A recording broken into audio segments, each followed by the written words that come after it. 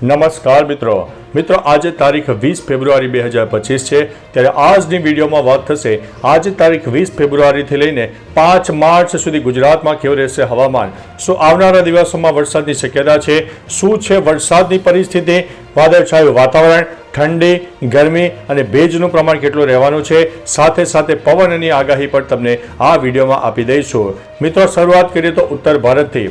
ઉત્તર ભારતમાં back to back western disturbance સક્રિય થઈ રહ્યા છે, જેના ભાગરૂપે થઈને ઉત્તર ભારતમાં બરફવર્ષા અને સામાન્ય વરસાદનું પ્રમાણ જોવા મળશે, જેની શીતલહેર ગુજરાત રાજસ્થાન સુધી જોવા મળશે। એટલે ગુજરાતમાં એક મોડી રાત્રે અને વહેલી સવારે ઠંડકવાળું વાતાવરણ સર્જાશે, પરંતુ દિવસ દરમિયાન ગરમીનો પારો ઉપર જઈ શકે તેવી સંભાવના છે। બીજી તરફ back to back western disturbance સક્રિય થવાને કારણે રાજસ્થાનના ઉત્તરી પટ્ટા અને પાકિસ્તાન તરફનો જે બોર્ડરીય વિસ્તાર છે તેમાં સાયક્લોનિક સિસ્ટમ સક્રિય થાય અને એન્ટી સાયક્લોનિક હવાઓ એટલે કે ઘડિયાળની વિપરીત હવાઓ તમને જોવા મળશે, જેના ભાગરૂપે થઈને રાજસ્થાન સહિત ઉત્તર ભારતના અનેક ભાગોમાં છૂટોછવાયો વરસાદ થાય તેવી સંભાવના છે, કારણ કે મોઇસ્ચરનું પ્રમાણ પણ એટલું બધું પકડાઈ રહ્યું છે, લો ક્લાઉડ ફોર્મેશન પણ સક્રિય થઈ રહ્યા છે, જેના ભાગરૂપે થઈને રાજસ્થાનના ઉત્તરી પટ્ટામાં છૂટોછવાયો વરસાદ થાય તેવી સંભાવના દેખાઈ રહી છે। બીજી તરફ મિત્રો ગુજરાતની વાત કરી દઈએ તો ગુજરાતમાં આજે પણ આંશિક વાદળોનો રાઉન્ડ છવાઈ જશે। આગામી 10 થી 15 દિવસ વધતા ઓછા પ્રમાણમાં એક આંશિક વાદળોનો રાઉન્ડ આવશે, અને જો કોઈ જગ્યાએ લોકલ ડેવલપમેન્ટ સર્જાઈ જાય, મોઇસ્ચર વધારે પકડાઈ જાય, લો ક્લાઉડ ફોર્મેશન વધારે સર્જાઈ જાય તો જે તે વિસ્તારમાં છાંટાછૂટી અથવા તો નાનકડા વરસાદી ઝાપટા પણ થઈ શકે છે। બીજી તરફ મિત્રો પવનની વાત કરીએ તો આગામી 2 દિવસમાં પવનનું પ્રમાણ વધી શકે છે, જેમાં 5 થી લઈને 15 કિલોમીટર પ્રતિ કલાકની ઝડપે પવન પણ ફૂંકાઈ શકે છે। જે પર્વતીય વિસ્તારો છે તેમાં પવનનું પ્રમાણ થોડું વધારે રહે તેવી સંભાવના છે। ભેજના પ્રમાણની વાત કરીએ તો ભેજનું પ્રમાણ 15 થી લઈને 40% વચ્ચે જોવા મળશે, અને જો ભેજનું પ્રમાણ 80 કે 90% ઉપર કોઈ વિસ્તારમાં સર્જાય અને લો ક્લાઉડ ફોર્મેશન સર્જાઈ જાય તો જે તે વિસ્તારમાં છાંટાછૂટી થાય તેવી સંભાવના છે।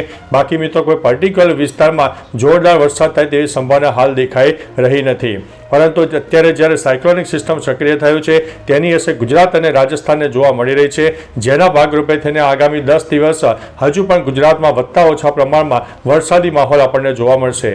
હવે વાત કરીએ તો મિત્રો બંગાળની ખાડી છે, બંગાળની ખાડીમાં પણ એક વરસાદની સામાન્ય સિસ્ટમ સક્રિય થઈ છે, જેના ભાગરૂપે થઈને દક્ષિણ ભારતના અનેક ભાગોમાં છૂટોછવાયો વરસાદ હજુ પણ થઈ શકે તેવી સંભાવના છે। એટલે મિત્રો ટૂંકુને ટચ જણાવીએ તો ગુજરાતમાં વરસાદી માહોલ હજુ પણ જોવા મળશે અને વાદળછાયું વાતાવરણ પણ જોવા મળશે।